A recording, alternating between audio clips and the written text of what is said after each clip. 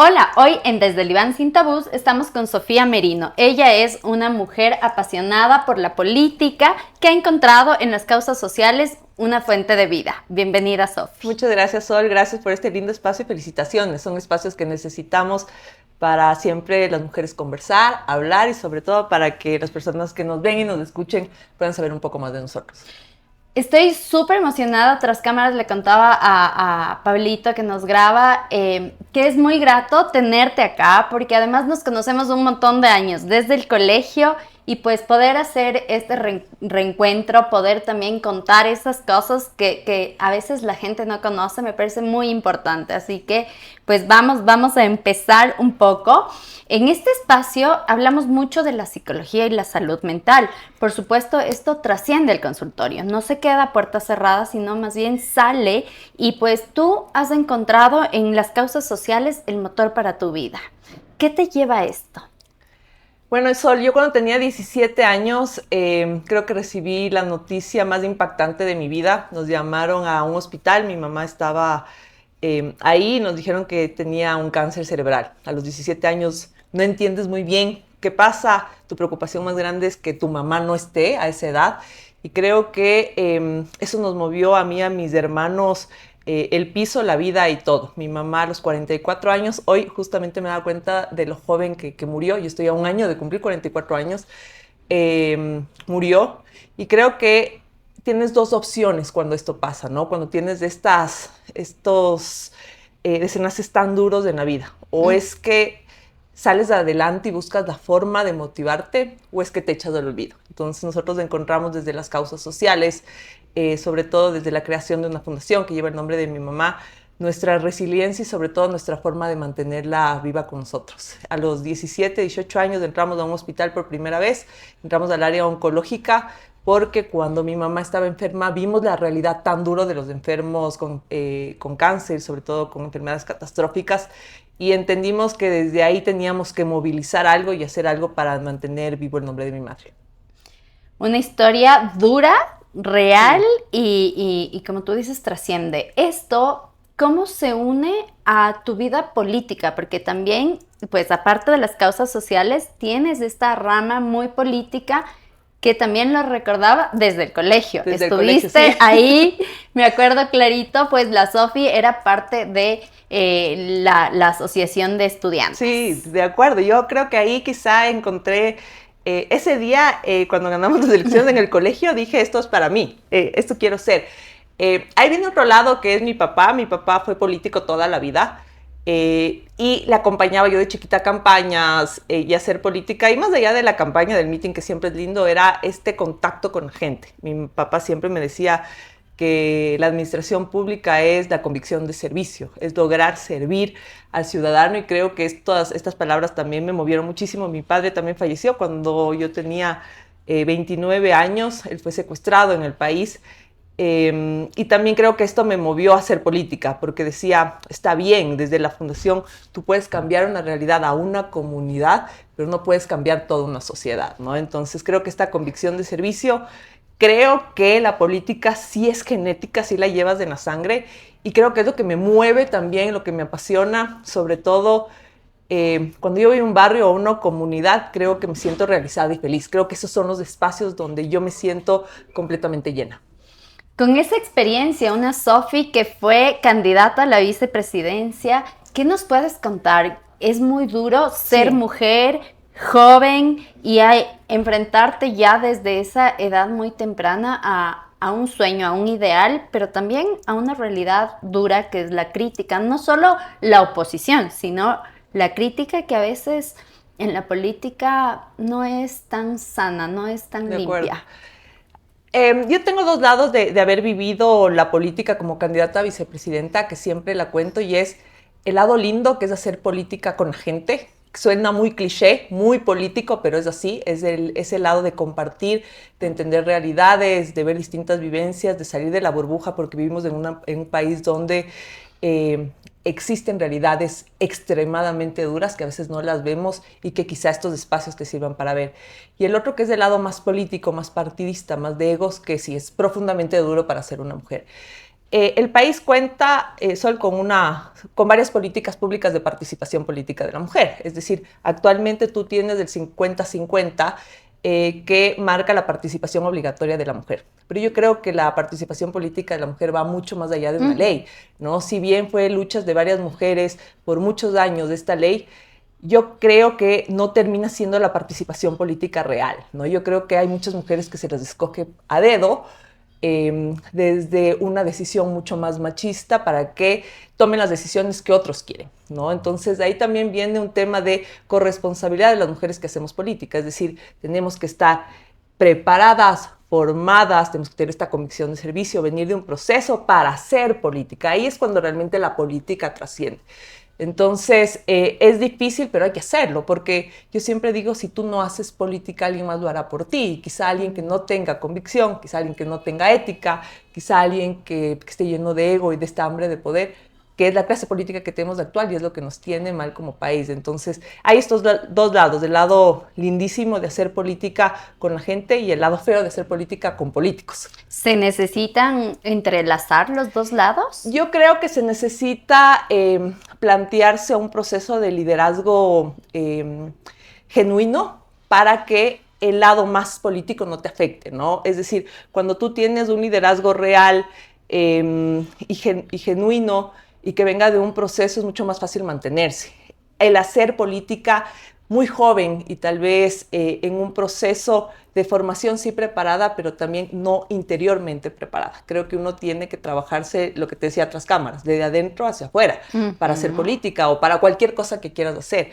Entonces yo he venido todos estos años trabajando mucho en mi interior, en mí, en mi espiritualidad, en mi mente, en mi alma, en mi cuerpo, para que cuando llegue el momento de volver a hacer política, hacerlo con tanta fuerza que nada de las cosas negativas de la política te impacte. Justo eso me lleva a la siguiente pregunta que creo que es importantísima, porque mucha gente dice, yo no soy política, o a mí no me gusta la política, pero creo que todos la vivimos de una u otra forma. Pero lo importante es cómo hacer política desde la ciudadanía. Es lo que más deberíamos hacer. Yo el otro día decía, claro, somos una sociedad que vivimos quejándonos. No sé si te has dado cuenta, quizá más culturalmente el ecuatoriano nos quejamos, que esto está mal, que el político lo hace mal, que el país está mal. De hecho, el otro día veíamos unas encuestas que sacó el CIES, que es un centro de investigación que decía que es el año de mayor negatividad de los ecuatorianos, ¿no? Entonces sí, le echamos la culpa a los políticos, pero ¿dónde está la corresponsabilidad ciudadana, ¿no? Entonces yo sí creo que los ciudadanos tenemos que ser entes políticos, y al ser un ente político no necesariamente tienes que estar en una papeleta, pero sí tienes que trabajar con tu comunidad, que ver qué pasa en el barrio, unirte, entender qué le pasa al vecino. Es decir, ya no hay este tejido social que nos permite salir adelante como sociedad. Y esta es la falta de responsabilidad del ciudadano. Es decir, el ciudadano ahora dejamos que los políticos tomen decisiones por nosotros sin que nos importe qué pasa alrededor. Entonces yo creo que eso es hacer política desde la ciudadanía, ¿no? También entender, si es que cada uno de los ciudadanos entendemos cuáles son las problemáticas de nuestra comunidad, de nuestra escuela, de la universidad, y empezamos a trabajar un poco por los sectores más vulnerables, que yo sí creo que todos necesitamos tener un propósito social en la vida como seres humanos y como ciudadanos, creería que esta ciudad podría ser mejor. Es que esta ciudadanía podría ser mejor, que esta sociedad y este país podrían ser mejores. Eso me hace pensar justo en la campaña muy grande que ustedes hicieron hace algunos años se veía a muchas personas, que la mayoría eran voluntarios en la calle, en la calle compartiendo sonrisas, sí, recaudando también para toda la fundación que tienen, pero es un trabajo de hormiga, ¿no? Como ir contagiando, y por supuesto se habrán enfrentado a personas también que no comparten esa idea. Eso me recuerda a una campaña lindísima que sacamos como Fundación Cecilia Rivadeneira, que se llamaba La indiferencia es del cáncer de la sociedad, ¿no? Que es justamente de lo que te hablo, ¿no? De que a la final, si bien nosotros trabajamos en campañas de concientización para enfrentar el cáncer infantil, era cómo incidir en la ciudadanía, que entiendan que el cáncer es una enfermedad que afecta a toda la sociedad. Y la indiferencia de la ciudadanía o de la sociedad hace que las personas vulnerables no puedan salir adelante. Entonces salimos con una campaña con datos específicos. Somos una organización social que levanta datos, es decir, que nosotros evaluamos la problemática y entendemos cuáles son los verdaderos problemas alrededor del cáncer infantil y salimos con datos a la calle para concientizar a la ciudadanía. Eso hizo que la Fundación Cecilia Balvanera lidere la primera iniciativa popular ciudadana. Eso es hacer política desde la ciudadanía. Llegamos a recolectar alrededor de 200,000 firmas para que se trate una ley de lucha contra el cáncer que ahora fue aprobada. Eso es hacer políticas de la ciudadanía. Entonces yo siempre digo, a la final yo he perdido 2 elecciones, no hace falta ganar para hacer política, ¿no? No hace falta estar en un espacio de poder para hacer política. Hay que hacer este tipo de campañas de concientización, hay que movilizar a la ciudadanía para enfrentar estas problemáticas. Pero sobre todo no dejarse abatir, porque claro, pueden ver como una derrota el que no ganaste en esa papeleta, pero en cambio ganaste esta experiencia, ganaste estos espacios, ganaste un montón de cosas para toda la fundación con la que están trabajando ustedes. Sí, a mí me muero de ganas de escribir un libro, ahora estoy escribiendo otro, pero el título del libro se iba a llamar Mis derrotas electorales, mis ganancias personales, porque es como desde la supuesta derrota tú puedes sobresalir como ser humano, ¿no? Entonces, yo sí creo que todas estas experiencias que puede tener un ser humano, no solo en política, en la vida profesional, hoy te despiden, mañana te pasa algo, todos son aprendizajes que requieres para ser un mejor ser humano, ¿no? O para sentirte mejor contigo mismo. ¿Crees que eso tiene que ver con la personalidad, con la historia? Porque, claro, podíamos, lo que mencionabas en un principio, ver una Sophie que pierde a mamá, luego pierde a papá y quedarse en ese lugar de, no sé, estoy huérfana, no tengo quien me cuide, no tengo quien me proteja, que está bien, o sea, atrás hay un dolor, me imagino un dolor muy fuerte que no todo el mundo lo tiene que saber o acompañar, sino quizás un círculo más cercano. Pero, ¿de qué depende el poder resignificar todas estas historias fuertes, pesadas, y que uno se posesione de forma diferente? Yo creo que es decisión. Yo creo que el ser humano tiene que tomar la decisión del camino por donde va a ir. Desde nuestra experiencia de vida, nosotros lo que hicimos es contar nuestra historia para ayudar. O quizá para quienes nos están escuchando ahorita digan, si ella pasó por todo este proceso y salió adelante, ¿yo por qué no lo puedo hacer? ¿No? Entonces, yo estoy convencida de que estos momentos de dolor nos han tocado justamente porque tenemos una misión de un propósito mucho más grande y elevado para el país o para la sociedad. Entonces, sí ha sido importante, dolorosísimo, pero aprender desde todos esos procesos en cómo mejorar como seres humanos para aportar a otros seres humanos. Yo sí creo que no podemos ser unos seres egoístas, que eso es lo que nos pasa hoy por hoy. Yo sí creo que nos tenemos que preocupar por el de al lado, por qué le está pasando, cómo le puedes aportar, cómo puedes apoyar, en nuestro caso, de mujeres a mujeres, ¿no? Las mujeres vivimos en una sociedad mucho más difícil, a veces machista, a veces tenemos violencias económicas, violencia psicológica, que a veces no lo vemos, y sí tenemos que apoyarnos unos a otros y apoyarnos en toda la sociedad para cambiar. Entonces, estos procesos dolorosos, ¿para qué te sirven? Y a los que nos están viendo, para levantarse, tomar decisión y cambiar algo, ¿no? Pero también lleva un proceso interno, es una transición, o sea, no es que de la noche a la mañana estoy bien y pasó y ya. Esto hay que irlo elaborando poco a poco, porque también es lo que mencionas, ¿no? Lo que ha pasado en la fundación y poder ver cómo ha crecido, cómo van esto de recolectar firmas, de ir de algo muy chiquitito, ahora finalmente obtener una ley que ha costado muchísimo, ¿no? Sí. Que hace pocos años no se hablaba del cáncer, era un mito, menos aún del cáncer infantil, mucho menos que ellos tengan acceso a una escolarización. Así es. Y al cuidado de sus madres o de su entorno cercano. Sí, y me encanta este espacio porque tú hablas mucho de salud mental. Supongamos, nadie habla del tema de procesos tan duros psicológicos de las madres de los niños con cáncer, supongamos, ¿no? Entonces, todos estos procesos de visibilizar cuáles son las problemáticas te ayudan a generar programas o te ayudan a ver en qué puedes incidir. Yo creo que la salud mental es y debería ser una prioridad y una política de Estado número 1, ¿no? Actualmente, y sobre todo después del COVID, y sobre todo con todo lo que pasa en redes sociales, lo que viven nuestros jóvenes, niños, adolescentes, las mujeres, debería ser una prioridad para todos. Entonces es cómo trabajamos en apoyar a otros seres humanos en temas de salud mental, en temas de apoyo y acompañamiento de salud mental, decir a la gente que no está sola. A veces creemos que estamos solos, pero sí podemos buscar compañía, sí podemos escuchar historias, sí podemos ver espacios como estos para decir, ok, esto me puede servir para cambiar algo. Entonces, sí creo que si bien nuestra lucha siempre ha sido el cáncer infantil, dentro de las propuestas en la ley integral de lucha contra el cáncer, nosotros pusimos un tema de salud mental como prioridad que fue aprobado por la Asamblea Nacional de cómo van a acompañar a todas las familias de cáncer infantil en temas de salud mental. Justamente el cáncer no discrimina edad, sexo, No. condición social, nada de esto. A cualquiera nos puede pasar y qué importante reconocer ese impacto, no solo en un ámbito, no solo en un ser, porque también influye a todo el entorno cercano.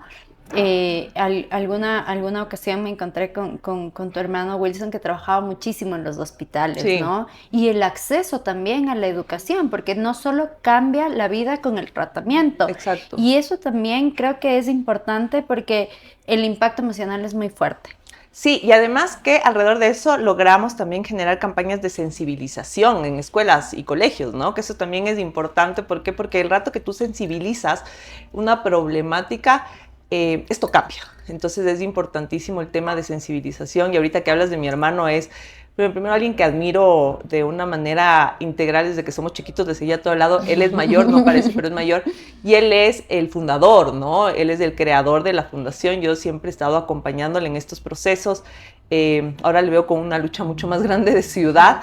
Pero sin duda, quizás sin él, todos estos procesos hubiesen sido mucho más difíciles. Por eso te digo que todo el tema de salud mental tiene que estar acompañado de gente. No lo puedes sacar adelante solo a pesar de que sea una decisión. Entonces es importante la familia, es importante amigos, es importante espacios y es importante generar red. Generar red e interiorizar, ¿no? Yo creo que no hay nada más difícil que trabajar en uno. Es más fácil trabajar para otros, pero trabajar en uno es sumamente difícil, pero hay que hacerlo. Y claro, si tú no estás bien, ¿cómo apoyas al resto? Sí, no, es difícil, es imposible.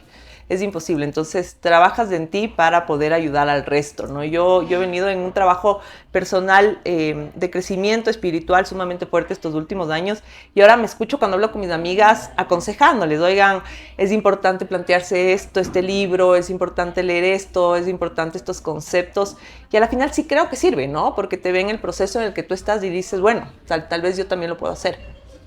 Como aprender haciendo. Aprender haciendo y como ejemplo, ¿no? A la final, si te ven que estás en un proceso difícil, porque nuevamente trabajar en uno es sumamente difícil, a veces uno se aísla para trabajar en uno, pero después ven los resultados y puede ser este ejemplo, ¿no? Yo siempre creo que desde el storytelling, desde contar tu historia, también puedes transformar. Pero necesitas algo de esa fortaleza, porque no sé, a veces sí cuestiono cómo van a recibir ese storytelling, cómo van a recibir tu historia. O sea, quizás la gente, lo que hablábamos hace un rato, no es tan empática y van a decir, bueno, ella porque, claro, su papá era político, entonces ya tenía un camino hecho, eso le facilitó. Pero para nada, verás, porque mi papá murió cuando él estaba súper joven. Más bien, cuando ya entré a política dije, ojalá estuviera aquí, sería mucho más fácil, pero la vida es de retos. A la final yo sí creo que sí, tienes que trabajarlo, interiorizarlo.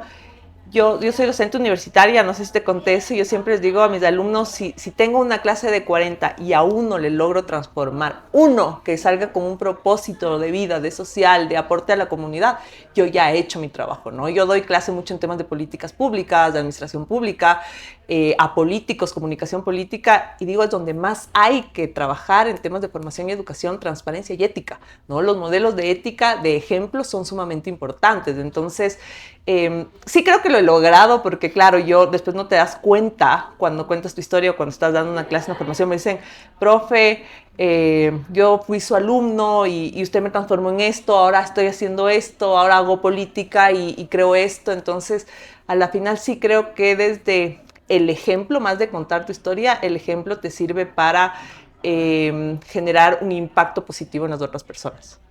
Identificarte, como esa identificación de ir tocando también esas fibras personales, esas fibras. A mí me gusta mucho este espacio porque igual lo hablábamos tras cámaras, vemos diferentes gamas de profesiones, de personas, de vínculos, en donde, claro, la salud mental tiene este espacio de yo resignifico, yo lo vivo, yo atravieso el duelo, atravieso el dolor.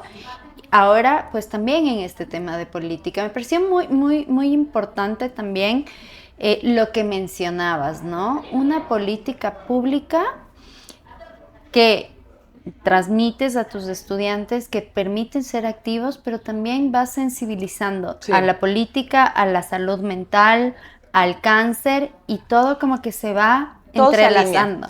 Yo creo que el propósito de cada ser humano se termina alineando sí porque sí, ¿no? Yo soy muy creyente en Dios y creo que Dios te pone un propósito en el corazón por algo, no para que no lo cumplas, sino para que lo cumplas. Y a la final es lo que dices. Yo hice un trabajo lindísimo con mis alumnos de una maestría de administración pública, que es una universidad en Manabí.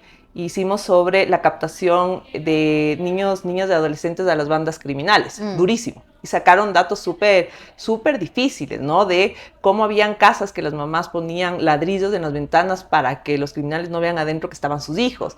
Y cómo generabas una política social alrededor de eso. ¿Y sabes qué tenía que ver? La primera razón en esa investigación de por qué niñas, niños y adolescentes se van a las bandas criminales. Porque se sienten solos. Porque no se sienten que pertenecen a nada. Entonces, como sociedad, estamos fallando, pero muchísimo, no solo como Estado, no solo como gobierno, sino como sociedad. Y por eso la salud mental, el acompañamiento de la sociedad hacia la formación y el acompañamiento, el crecimiento de niñas, niños y adolescentes es importantísimo, ¿no? No es que solo les captan, sino que como no se sienten pertenecientes a nada, se van con las bandas criminales. Entonces, por eso nuevamente me identifico con que la salud mental tiene que ser la prioridad número uno, la educación en la salud mental número uno del gobierno nacional. Qué importante, porque también muchas veces satanizamos y no logramos entender el conflicto y el momento país que estamos viviendo, que es muy fuerte, es muy grave. Quizás acá en Quito no vemos esa realidad tanto como en la costa, y que por supuesto vamos a ver los resultados en un montón de tiempo y nos cuestionamos y hablamos cómo salir de esta ola de violencia, pero ahí está una respuesta que nos cuesta enfrentar. Y que no sabemos, ¿no? No crees que es solo por la inseguridad. Obviamente la inseguridad es un problema, pero imagínate sentirse solos, o sea, que esa sea la razón principal. Entonces no es solo un problema del gobierno, sino que estamos mal como sociedad. Pero incluso desde el núcleo, desde las familias. Desde las familias, ¿no? Y ahí tienes también un problema muy grande en temas de salud mental y acompañamiento psicológico a las familias ecuatorianas, y es que tienes padres alcohólicos, madres que están en drogas, embarazos de adolescentes. Entonces tienes toda una problemática alrededor de la salud mental sumamente fuerte. Incluso el delegar, muchas veces te digo yo desde mi perspectiva, cuando trabajo con niños y adolescentes, es como te llevo, cámbiale. Ajá. Y yo no me quiero inmiscuir en el proceso psicológico porque el problema es de él es el que está mal en notas o está con un comportamiento inadecuado.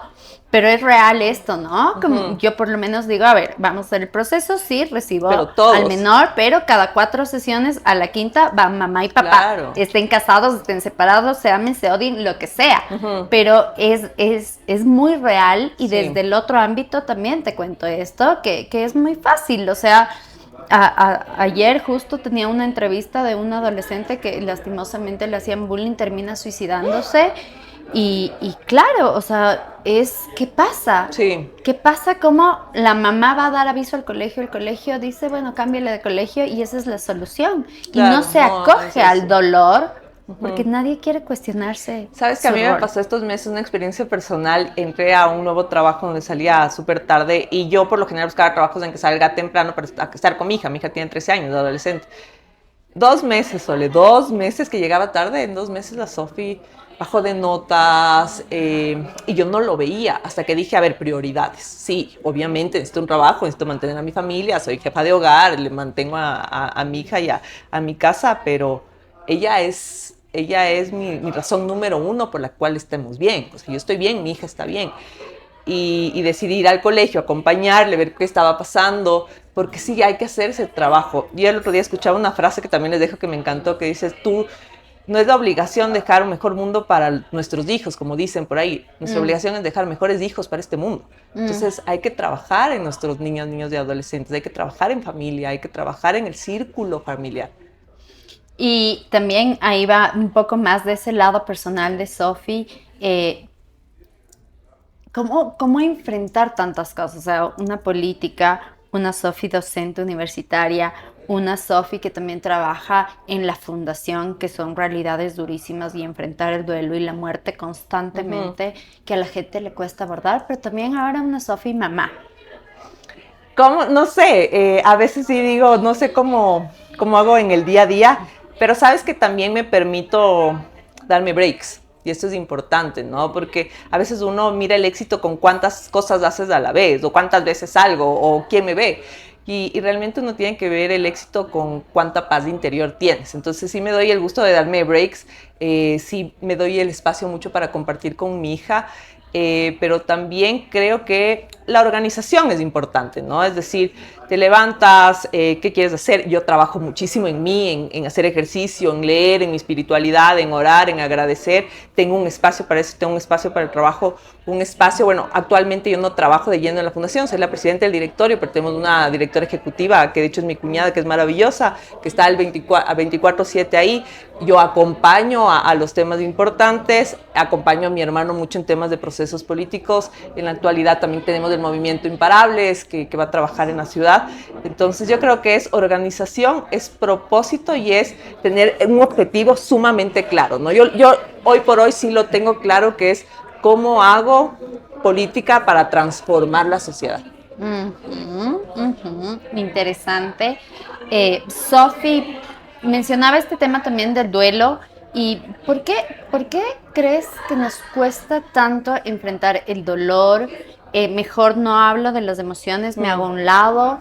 Y en el caso justo de esta problemática del cáncer, no abordar la muerte, porque claro, el temor y lo que uno escucha ese momento es que va a pasar a la larga o a la corta de una batalla durísima, va a llegar quizás la muerte. ¿Por qué cuesta tanto abordar eso?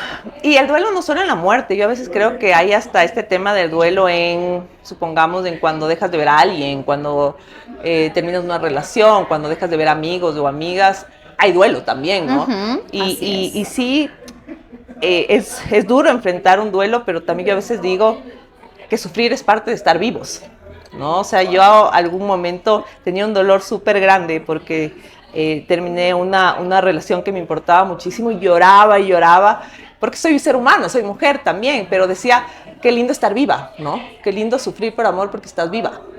Entonces yo creo que la mejor manera de enfrentarlo es nuevamente dejando un legado de aquellas personas que partieron, supongamos en el tema de muerte, ¿no? O sea, para nosotros el legado que nos dejó nuestra mamá, que ella siempre decía, dar siempre a los que más lo necesitan porque las recompensas vienen solas. Desde ese legado se creó la fundación, desde ese legado trabajamos en barrios, en comunidades. Y mi papá siempre con un legado de servicio en administración pública y en política, y desde ese legado hacemos política, ¿no? No porque ellos nos han dicho que hagamos, sino porque hay un legado atrás y un ejemplo. Entonces creo que el duelo se puede manejar no olvidándonos de quienes se han ido, sino más bien recordándolos y dando ejemplo de lo que ellos han sido en tierra, ¿no? Porque seguramente seguirán siendo en el cielo, pero en tierra lo que nos enseñaron, seguir haciéndolo por ellos. Qué importante esto es resignificar ese dolor, sí, ¿no? sí. Darle un sentido a esa pérdida que a veces nos puede llevar a nosotros mismos Sí. y no nos damos cuenta porque estoy tan sumergido en el dolor que pues yo me quedo acá, pero una parte de mí se va. En el duelo siempre una parte Sí. de uno se va con Y la persona. está bien recordarlos, pero lo que no está bien es seguir viviendo desde la muerte, ¿no? Desde lo negativo, que eso es lo que nos pasa mucho a los seres humanos, sigues pensando en lo malo, que es que ya no está, y ya no piensas en lo bueno, en qué me dejó para yo salir adelante. En vivir esos recuerdos también, Sí, ¿no? sí. Sofi, vamos a ir terminando, pero quería llegar a este punto que también ya lo abordamos un poco, y es que en la actualidad vemos un desapego, un desinterés con el prójimo, esa falta quizás de humanidad. Se habla un montón de empatía, Sí. pero cuesta tanto ¿A qué crees tú que se debe esto? Yo creo que actualmente vivimos en una sociedad rota, polarizada y rota, ¿no? Desde hace mucho tiempo venimos escuchando en los medios de comunicación, en las redes sociales, este es del malo, este es del enemigo, vamos contra ellos, los buenos, los malos. Y creo que esto nos ha roto como sociedad, pero no es solo quien nos dice, sino quien recibe el mensaje. Creo que como sociedad tenemos que sí hacer nuevamente esta mea culpa de corresponsabilidad social de cómo cambio. No esperar que los tomadores de decisión cambien la sociedad, sino yo cómo cambio mi entorno. No sé si tus papás te contaban cómo antes eran los barrios, que te ibas de viaje, le decías al vecino, deme chequeando la casa que me voy de viaje. Veías que el vecino de al lado se compraba un mejor carro y te alegrabas por el vecino. Claro. Actualmente como sociedad, aparte del egoísmo, de la envidia, los antivalores nos están, creo que ganando la batalla, y esto sí es un problema social muy grande. Yo creo que depende de cada uno. Creo que sí hay que aplicar esta palabra de empatía, no solo a las personas que están en una comunidad vulnerable o están pasando por una crisis, sino la de todos, ¿no? Estamos para apoyarnos como seres humanos y salir adelante como sociedad. Entonces sí es un llamado a la acción a cada uno de nosotros, cada uno que nos están viendo hoy, en cómo lograr aportar al de al lado. No tienes que aportar a todo el barrio, no tienes que aportar a todo el país, pero al de al lado. Si algo le pasa, ¿cómo lo logras? Y es simple, ¿no? Yo a veces le digo a mi hija, tenemos un guardia en la casa que es el Don Eddie. Le dije, primero le dices Don Eddie, se llama Eddie, ¿no? Y segundo, no te cuesta nada preguntarle cómo está. Entonces, cuando mi hija le pregunta cómo está, él dice preocupado porque mi hijo está en una banda y no tiene para la guitarra, entonces hicimos colecta en todo el barrio para la... Es simple, es pregúntale a la gente cómo está, cómo se siente hoy. Tal vez no le puedas aportar económicamente, pero sí con palabras de aliento, pero no o generar una idea, ¿no? Quizás lo que sea. Busca la colecta, vemos qué hace, preguntemos si alguien tiene una que le sobre, pero mencionas algo importante, que es justo desde ahí, desde casa, sí. Yo empiezo a generar esto. Total. A nuestros hijos, o sea, nuevamente dejar mejores hijos para este mundo, ¿no? A nuestros hijos no pueden no ser empáticos. Yo a mi hija le digo, hasta malas notas te puedes sacar, pero no preocuparte por un niño que está recibiendo bullying, no es posible para mí, eso no es justificación para mí. No ir a jugar con la niña que no tiene con quién jugar, no puede pasar en la casa, ¿no? O sea, hasta una mala nota no se saca, por suerte, es súper responsable, pero hasta eso puedo tolerar. Pero la falta de empatía en mi hija no lo voy a tolerar, ¿no? Y eso es lo que tenemos que enseñar a nuestros hijos y a los que vienen atrás. Qué lindo mensaje y creo que eso de alguna manera lo hemos vivido, por eso para mí fue muy grato tenerte en este espacio, Sofi, recordando eso, ¿no? Tengo la imagen clarísima de cuando la Sofi se lanzó a presidenta del Consejo Estudiantil y ver ahí pintándonos, haciendo locuras, sí, es verdad. Y decir, bueno, pues pasan los años, pero igual conversamos desde otros espacios, desde otros lugares y poder reconectar. ¿Algún mensaje final, Sofi? Bueno, primero, Sol, te felicito por todo lo que haces. Creo que estos espacios, creo que tu profesión son vitales para cambiar como sociedad. Así que sigas adelante, que nos vea mucha gente este podcast, porque yo sí creo que puede ayudar a la gente. Y el último mensaje que les doy es nuevamente repetirles el mensaje que nos dejó mi mamá, que Cecilia Rivadeneira, que es dar siempre sin esperar nada a cambio, porque las recompensas vienen solas. Y si eso te lo interiorizas en vida, hasta tu percepción ante el mundo va a cambiar. Así que muchísimas gracias. Gracias, Sofi.